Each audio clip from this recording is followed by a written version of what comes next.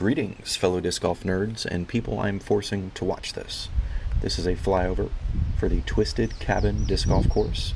It is a 9-hole course in North Carolina. This is Joe, and let's do it. Hole 1, you have two options.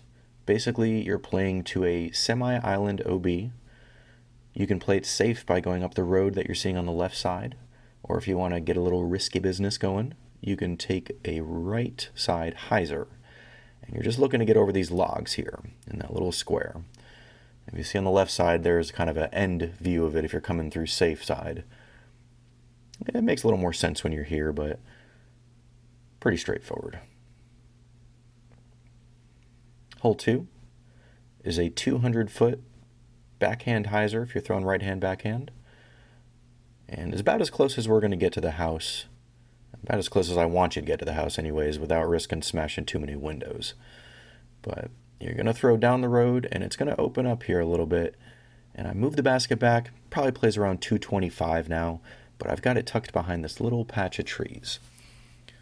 And you kind of see how it's a little harder to get to than it looks. Sometimes you're left with kind of a low ceiling putt, but I like a little tricky putt sometimes, especially on a nice catching basket like this one.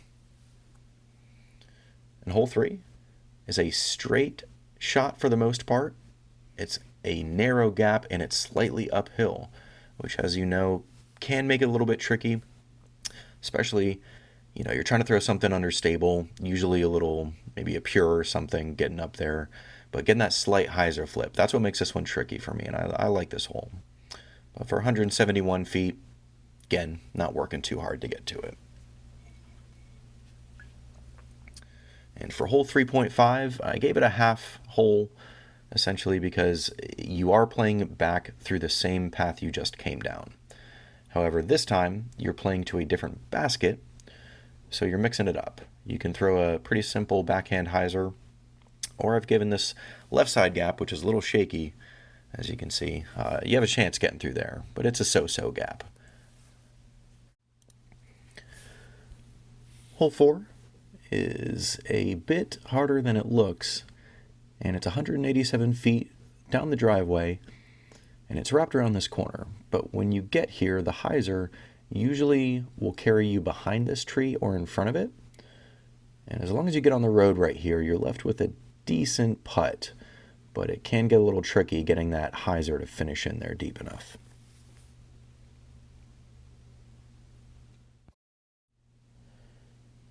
In hole 5, you're going to play straight down the driveway, and you're playing to that first silver basket that you were playing. There's a total of 4 active baskets right now and 9 different holes. So you're playing to the same basket a couple of times, but different layout every time you get to it.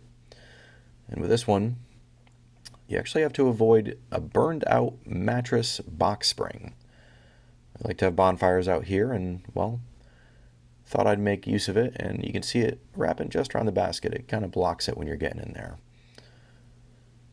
So for hole 5.5, again, gave it a half hole rating because you're playing back the same way, and I didn't feel right taking another hole out of it. So 200 feet, playing back to the red basket, but again, you end up having to throw either a slight turnover or a real nice forehand to dig in there, but I thought about making it further down towards the road, but I don't really want to push down the road, and sometimes a straight shot like that is only so good for about 250 feet.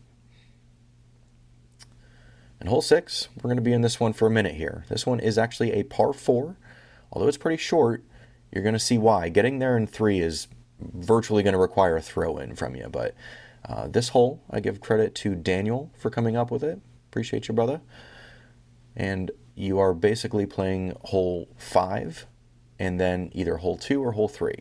But it's kind of combining 2 holes. It just makes it tricky to get this first upshot. You have to land at that corner, and then as you see this little confusing ass split, it splits into 2 paths for you to go. You can take that left side and go back through the woods again, or kind of take like what you did at hole 2. And at this point, you're playing to the black basket ideally, but man, you can pick and choose. That's kind of the beauty of it out here. You kind of make up your holes as you go.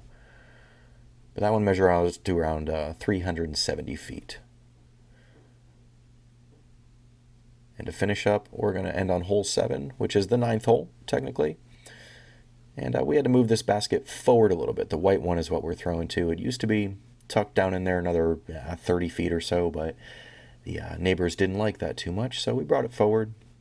But it still rounds out around 170 feet or so, give or take, and it's a nice little finishing hole.